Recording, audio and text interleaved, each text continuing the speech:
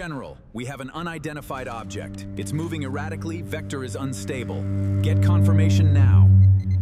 1962ခုနှစ်စက်တင်ဘာလ19ရက်ညလူသူကင်းမဲ့တဲ့တော်လန်တစ်ခုမှာဇနီးမောင်နှံနှစ်ဦးဟာကောင်းကင်ဘော်ကထူးဆန်းတဲ့အလင်းတန်းတစ်ခုရဲ့နောက်ကိုပါသွားခဲ့ပါတယ်သူတို့အိမ်ပြန်ရောက်တဲ့အခါမှာတော့သူတို့ရဲ့အဝတ်စားတွေစုပ်ပြဲနေပြီးနာရီတွေကလည်းရက်တန့်နေခဲ့ပါတယ်ပူပြီးထိတ်လန့်ဖို့ကောင်းတာကသူတို့ရဲ့ဘဝတွေကအချိန်2နာရီဟာလုံးဝပျောက်ဆုံးသွားခဲ့တာပါပဲဒါဟာကမ္ဘာပထမဆုံးတော့ဂျိုသားတွေရဲ့ပြန်ပြီးဆွဲခြင်းကိုခံခဲ့ရတယ်တုံလို့ခွေရဖြစ်ရမှန်ဇလံပဲဖြစ်ပါတယ်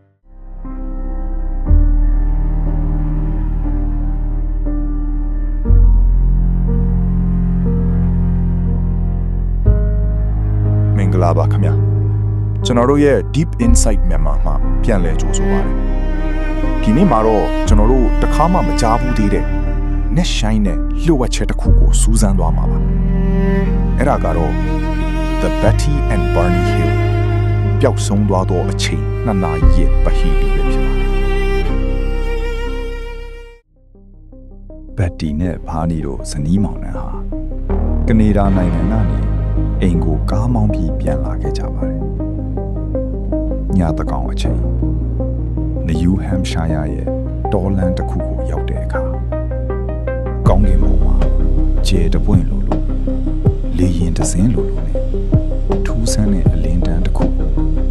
စတင်တတိထားမိခဲ့ပါတယ်အဲ့ဒီအလင်းတန်းဟာသူတို့ရဲ့ကားနောက်ကိုတဖြည်းဖြည်းလိုက်ပါလာခဲ့ပါတယ်ကားရပ်ပြီးမှန်ပြောင်းနဲ့ကြည့်လိုက်တဲ့အခါမှာတော့သူထင်ထားတာထက်ပိုပြီးထိတ်လန့်စရာကောင်းတဲ့အရာတစ်ခုကိုမြင်လိုက်ရပါတယ်အဲ့ဒါဟာလေရင်မဟုတ်ပါဘူးပန်ကိတ်မုတ်ဝိုင်းဝိုင်းကြီးလိုပုံစံရှိပြီးပြတင်းပေါက်တွေပဝင်နေပြန်လွားပြန်တစင်းဖြစ်နေပါတယ်အဲ့ဒီပြတင်းပေါက်တွေရဲ့နောက်ွယ်မှာလူနဲ့မတူတဲ့တတ္တဝါတွေကသူ့ကိုပြန်ကြည့်နေတာကိုမြင်လိုက်ရတဲ့အခါမှာတော့ဘာနေဟာကြောက်လန့်တကြားနဲ့ကားကိုအမြင်ဆုံးပေါင်းပြေးပါတော့တယ်ဒါပေမဲ့နောက်ကြောက်ပါကားထဲမှာထူးဆန်းတဲ့ဘတ်ဆိုတဲ့တုံခါတန်းထွက်ပေါ်လာတယ်သူတို့နှစ်ဦးလုံးတတိလစ်သွားခဲ့ပါတယ်သူတို့ပြန်ပြီးတတိရလာတဲ့အချိန်မှာတော့သူတို့ဟာအိမ်နဲ့မိုင်ပေါင်းများစွာဝေးတဲ့နေရာကိုရောက်နေပါပြီထူးဆန်းတာကသူတို့ရဲ့ခရီးစဉ်ဟာပုံမှန်ထက်2နာရီကျော်နောက်ကျနေခဲ့တာပါအဲ့ဒီ2နာရီအတွင်းမှာသူတို့ဘာတွေဖြစ်ခဲ့လဲဆိုတာဘယ်သူမှမမှတ်မိကြတော့ပါဘူးအိမ်ပြန်ရောက်တဲ့အခါဘာနီရဲ့ဖနက်တွေဟာပုံးပဲ့နေပြီးဘတ်တီရဲ့ဝတ်စုံဟာလည်းစုပ်ပြဲနေပါတယ်သူတို့ရဲ့နာရီတွေကလည်းအလုံးမလုံးတော့ပါဘူးဒီပျောက်ဆုံးသွားတဲ့အချိန်2နာရီရဲ့လျှို့ဝှက်ချက်ဟာနောက်ပိုင်းမှာပြုလုပ်ခဲ့တဲ့ hypnosis လို့ခေါ်တဲ့အိမ်မွေးချစစ်ဆေးမှုတွေမှာတုံ့လှုပ်စရာကောင်းလောက်အောင်ထွက်ပေါ်လာခဲ့ပါတယ်သူတို့ကိုဂျိုးသားတွေကလီရင်ပေါ်ခေါ်သွားပြီးဘလို့စမ်းသပ်မှုတွေလုပ်ခဲ့တာလဲပျောက်ဆုံးသွားတဲ့အချိန်2နာရီအတွင်းမှာဘာတွေဖြစ်ခဲ့သလဲဆိုတာကိုသိနိုင်ဖို့ဘတ်တီနဲ့ဘာနီတို့ဟာစိတ်ပညာရှင်ဒေါက်တာဘင်ဂျမင်ဆိုင်မွန်နဲ့တွေ့ဆုံခဲ့ပါတယ်သူတို့ကိုတီးခြားစီအိမ်မွေးချစစ်ဆေးတဲ့အခါမှာတော့သူတို့နှစ်ဦးလုံးကတစ်ထပ်သေးကြတဲ့ထိတ်လန့်ဖွယ်ရာအဖြစ်အပျက်တွေကိုပြန်လည်ပြောပြခဲ့ပါတယ်သူတို့ရဲ့ကားဟာလမ်းပေါ်မှာရပ်သွားပြီးနောက်အရက်ပူပူအသားရောင်ပြနှမ်းနှမ်းမျက်လုံးအကြီးကြီးတွေပါတဲ့တတ္တဝါတွေက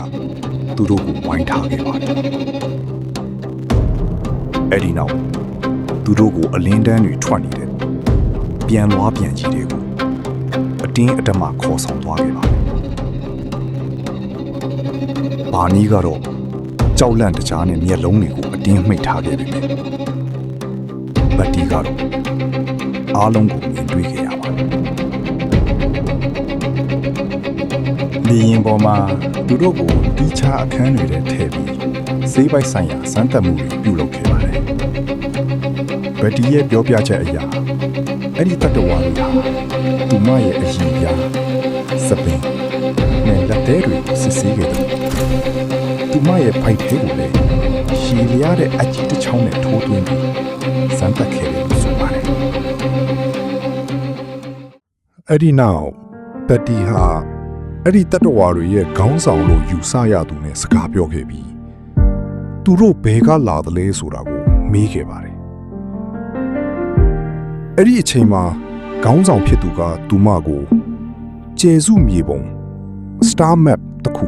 ပြသခဲ့ပါတယ်နောက်ပိုင်းမှာဘတ်တီဟာအဲ့ဒီမြေပုံကိုမှတ်ညံတဲ့ကနေပြန်လည်ရေးဆွဲခဲ့ရမှာအဲ့ဒီကျေစုဟာသိပ္ပံပညာရှင်တွေရှာဖွေတွေ့ရှိထားတဲ့ Zeta Reticuli ဆိုတဲ့ကျေစုနဲ့အံ့ဩစရာကောင်းလောက်အောင်တူနေ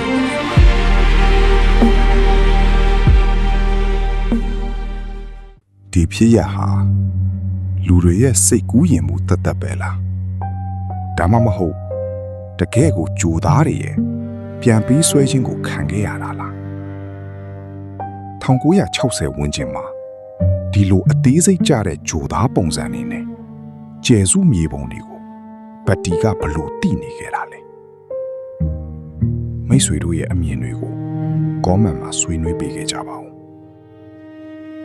အခုလိုစိတ်ဝင်စားစရာကဘာကျော်ဖြစ်ရမှန်စုံစမ်းစစ်ဆေးမှုတွေကိုအမြဲကြည့်ရှုနိုင်ဖို့ကျွန်တော်တို့ရဲ့ Deep Insight မြန်မာကို Subscribe လုပ်ထားဖို့မမေ့နဲ့ဘူးနော်နောက်ထပ်ဗီဒီယိုမှာပြန်တွေ့ကြပါမယ်အားလုံးကိုကျေးဇူးတင်ပါတယ်